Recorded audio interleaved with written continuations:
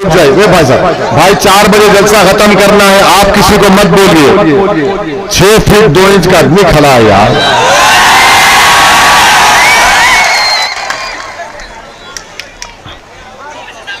I love you भाई। याद रखिए, लम्हों ने खता की, सदियों ने सजा पाई। हमने कभी भी सीमांचल के मफाद पर कॉम्प्रोमाइज नहीं किया।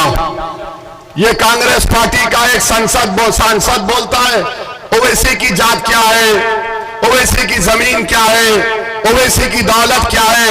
अरे स्वयं मैं मुसलमान हूं, गयूर मुसलमान हूं। मैं रसूलुल्लाह सल्लल्लाहु अलैहि वसल्लम का उम्मती हूं। बहरूपिया बोलता है मेरा नाम मेरे अब्बा और अम्मा ने असदुद्दीन रखा, दीन का शेर के नाम से रखा। और तो पूछता है मेरी जमीन कितनी है। अरे पूरा सीमांचल मेरा है, बता तेरा क्या है।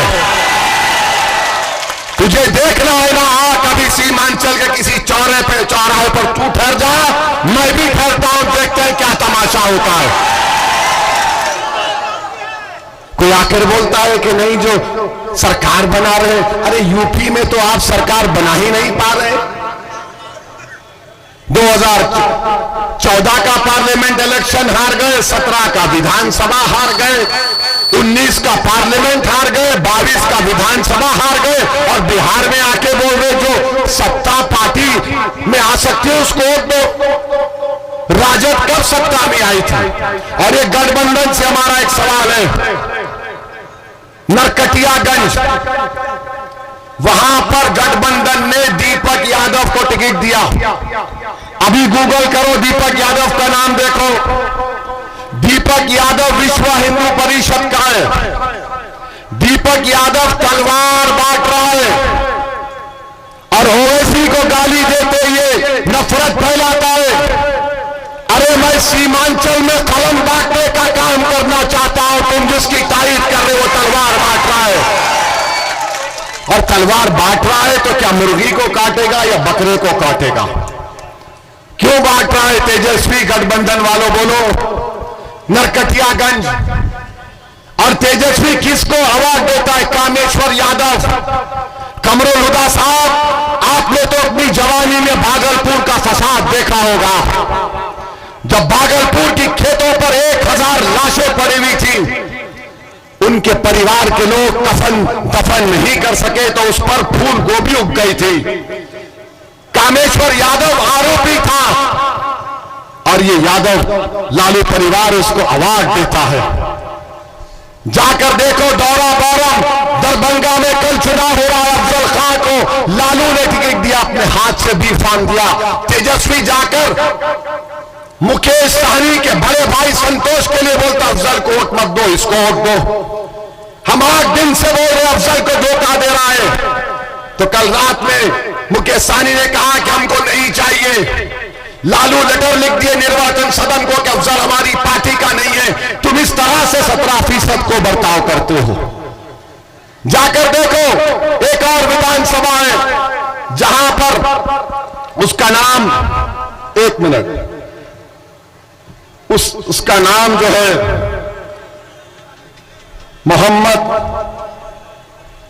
मोहम्मद कामरान, गोविंदपुर से 2020 में गठबंधन का जीता था। और आपने क्या किया? 33,000 वोट से मोहम्मद कामरान जीता था। कमरुल हुदा गठबंधन ने टिकट काट दिया। पूर्णिमा यादव को और उसके पति कौशल यादव को जो जेडीयू से निकल कर आए उनको टिकट दे दिया। पूर्णिमा यादव गोविंदपुर से, कौशल यादव नवादा से। यानी एक मोहम्मद कामरान को कुर्बान करो और 2 को हासिल करो। एक को बर्बाद करो और 2 को ले लो। यह सच्चाई है गठबंधन की। इसीलिए हमको गाली देते हैं, हम पर उंगलियां उठाते हैं। मेरे अजीज दोस्तों और बुजुर्गों, अगर आप पूरी तैयारी के साथ इस नौजवान को कामयाब करेंगे जो गरीब खानदान से लड़कर पढ़ लिख कर आगे आया है, तो किशनगंज में यकीनन काम होगा, विकास का काम होगा। से आप इस उम्मीद पर अपना वोट दे रहे हैं कि शायद कुछ हो जाएगा। मेरे भाई, हम आपसे कह रहे थे कि मजलिस के मुखालिफिन ये कहते हैं कि मजलिस जीती तो क्या करेगी। अरे भाई साहब, 30-35 साल से एक पार्टी का ही उम्मीदवार जीत रहा है और आप सिर्फ एक ही चीज पर वोट मांगते, फिरका परस्ती को रोको। मैं आपको ये कह रहा हूं कि हम वोट डालने वाली एटीएम की मशीन नहीं है या कोई गाय भैंस नहीं है कि दूध दे दिया घर में जाके बैठ जाए। अगर आप वोट बैंक हैं तो फिर ये आपकी मर्जी, मगर अगर आप एक शहरी बनना चाहते हैं, भारत के सिटीजन बनना चाहते हैं, तो आपको वोट मजलिस को, पतंग छाप को देना है, क्योंकि जो शहरी होता है उसको हुकूक पूरे मिलते हैं। और यहां पर बार बार डराना, अरे वो आ जाएगा, ये आ जाएगा, मेरे भाई मैं आपके सामने खड़े होकर कह रहा हूं, बीजेपी अगर सरकार में है, 3 बार मोदी प्रधानमंत्री बना, किसकी कमजोरियों की वजह से बना? ये नाम निहाद सेकुलर पार्टियों की कमजोरी से बना, मेरी कमजोरी नहीं। ये अपने गिरबान में झांक कर नहीं देखते, इल्जाम ओवैसी पर लगाते हैं। अरे तुम 400 सीट तुम लड़ते हो पार्लियामेंट के, बिहार के 230 सीट तुम लड़ते हो और तुम हार जाते हो, और कोई आकर कहते हैं कि जो पार्टी सरकार बनाएगी उसको वोट दो। अरे आखिरी बार कांग्रेस कब सरकार बनाई थी, हमको बताओ। तुमको याद भी है कि आखिरी बार कांग्रेस कब सरकार बनाई थी? राजग गठबंधन में है, 2004 में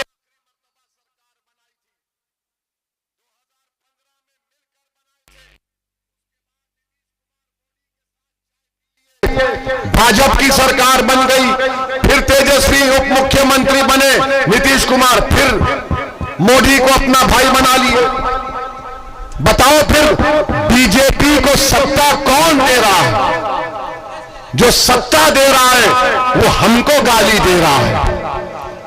मेरे अजीज दोस्तों और बुजुर्गों, हम आपसे अपील कर रहे हैं कि जो 3.5% का है वो कह रहा है कि मल्ला का बेटा उप मुख्यमंत्री होगा, और जो 17% है वो ओवैसी को गाली दे रहे हैं, ओवैसी को गाली दे रहे हैं। तो मैं आपके सामने खड़े होकर कह रहा हूं कि हमने जो जीडीए का अलायंस बनाया, अगर सीमांचल की जनता, किशनगंज विधानसभा की तमाम मुअज़्ज़िज़ लोग, नौजवान, हमारी मां और बहनें मुत्तहिद हो जाएंगी, तो इंशाअल्लाह ताला पटना की कुर्सी पर सीमांचल का बेटा बैठेगा। ये जज्बात में लाने के लिए नहीं कह रहा हूं, ये सच होगा इंशाअल्लाह ताला। मुझे यकीन है कि मेरे इस बोलने के बाद राजद और कांग्रेस की रात की नींद तो हराम हो जाएगी, और वो आकर कहेंगे, ये देखो ये भड़काऊ भाषण दे दिया। अरे भड़काऊ भाषण नहीं दे रहा हूं, सच्चाई को बयान कर रहा हूं, मेरा ख्वाब है, मेरी जुस्तजू है। अरे क्यों नहीं हो सकता? बराबर हो सकता है। आप एक नौजवान गरीब के बेटे को कामयाब करो जो एडवोकेट है, क्या ये काबिल नहीं है मुख्यमंत्री बनने के? बताओ, क्या ये काबिल नहीं है मुख्यमंत्री बनने के? क्या काबिलियत खानदान से पैदा होती या गरीबी की जुस्तजू से पैदा होती? क्या काबिलियत का मियार दौलत है या जो तकलीफ को देखकर जुल्म के खिलाफ आवाज उठाता है? कोई आकर बोलता है कि नहीं जो सरकार बना रहे, अरे यूपी में तो आप सरकार बना ही नहीं पा रहे। 2014 का पार्लियामेंट इलेक्शन हार गए, 17 का विधानसभा हार गए, 19 का पार्लियामेंट हार गए, 22 का विधानसभा हार गए, और बिहार में आके बोल रहे जो सत्ता पार्टी में आ सकती है उसको वोट दो। राजद कब सत्ता में आई थी? और ये गठबंधन से हमारा एक सवाल है, नरकटियागंज वहां पर गठबंधन ने दीपक यादव को टिकट दिया, अभी गूगल करो, दीपक यादव का नाम देखो। दीपक यादव विश्व हिंदू परिषद का है।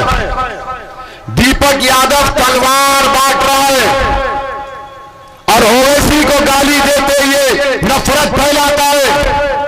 अरे मैं सीमांचल में कलम बांटने का काम करना चाहता हूं, तुम जिसकी तारीफ कर रहे हो तलवार बांट रहा है। और तलवार बांट रहा है तो क्या मुर्गी को काटेगा या बकरे को काटेगा?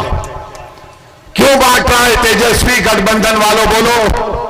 नरकटियागंज और तेजस्वी किसको अवार्ड देता है? कामेश्वर यादव, कमरुल हुदा साहब, आपने तो अपनी जवानी में भागलपुर का फसाद देखा होगा, जब भागलपुर की खेतों पर 1000 लाशें पड़ी हुई थी, उनके परिवार के लोग दफन नहीं कर सके तो उस पर फूल गोभी उग गई थी।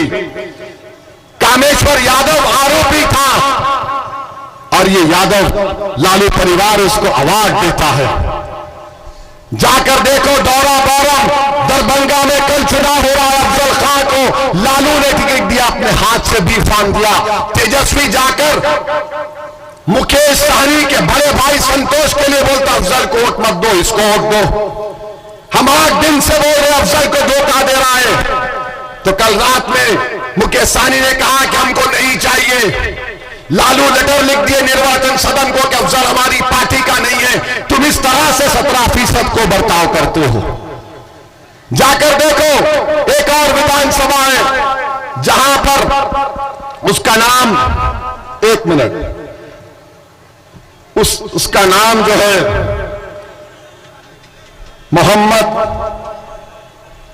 मोहम्मद कामरान, गोविंदपुर से 2020 में गठबंधन का जीता था। और आपने क्या किया? 33,000 वोट से मोहम्मद कामरान जीता था।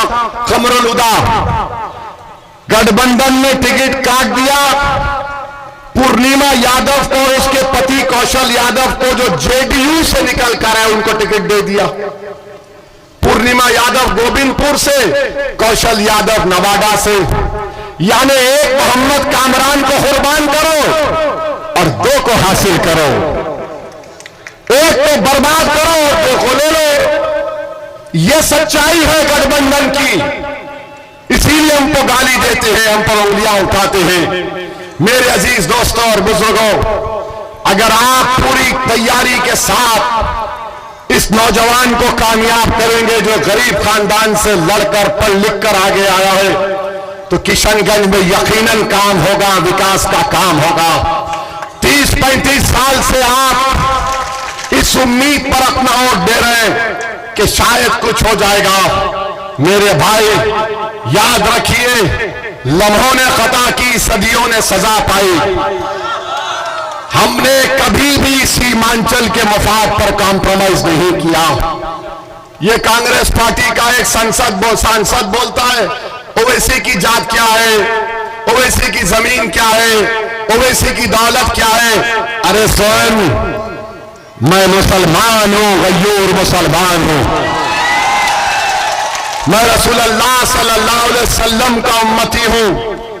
बहरूपिया बोलता है मेरा नाम मेरे अब्बा और अम्मा ने असदुद्दीन रखा, दीन का शेर के नाम से रखा। और तो पूछता है मेरी जमीन कितनी है? अरे पूरा सीमांचल मेरा है, बता तेरा क्या है? तुझे देखना है ना, कभी सीमांचल के किसी चौराहे पर तू ठहर जा, मैं भी ठहरता हूं, देखते हैं क्या तमाशा होता है। और बोलता है कि ये वहां से आया। भाई साहब, हमारे अब्बा, कायनात के अब्बा आदम अलैहिस्सलाम को जब अल्लाह ने दुनिया में भेजा तो वो कहां कदम रखे? भारत में रखे। तो अब्बा की जमीन हुई नहीं। अब अब्बा की जमीन में मेरा हक नहीं है तो क्या तेरा हक होगा? जबान का मुकाबला मत करो, सच्चाई को बयान करो। तुम एक अपनी पार्टी के अध्यक्ष बनने के लिए ओवैसी को इस्तेमाल कर रहे हो। अरे ओवैसी को कोई इस्तेमाल नहीं कर सकता। भारत की पार्लियामेंट में देखा कि मोदी ने काला कानून लाया वक्फ का। हमने कांग्रेस, राजद, लोजपा, बीजेपी के एमपी के सामने खड़े होकर कहा यह कानून वक्फ की जायदादों को छीनने के लिए बनाया गया है। यह कानून मस्जिद को, जो ईदगाह है, उसको बर्बाद करने के लिए बनाया गया। संविधान के दलीलें देकर 128 पेज की रिपोर्ट देकर हमने मोदी, अमित शाह और नीतीश कुमार के एमपीज की आंखों में आकर डालकर कहा कि हम अकेले हैं, मगर सीमांचल की जनता की आवाज हो, भारत के 14 करोड़ की आवाज हो, और उनकी उम्मीद पर, उनके भरोसे पर कह रहा हूं यह कानून गलत है, उसको फाड़ कर पार्लियामेंट के फर्श पर फेंक दिया।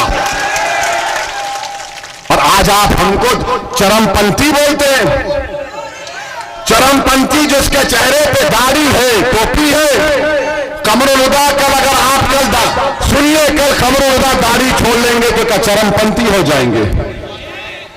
यहां इतने लोग हैं जिनके चेहरे पे दाढ़ी है, सर पे टोपी है, मां और बहनों के सर पे पल्लो है, हिजाब है, बुर्का है।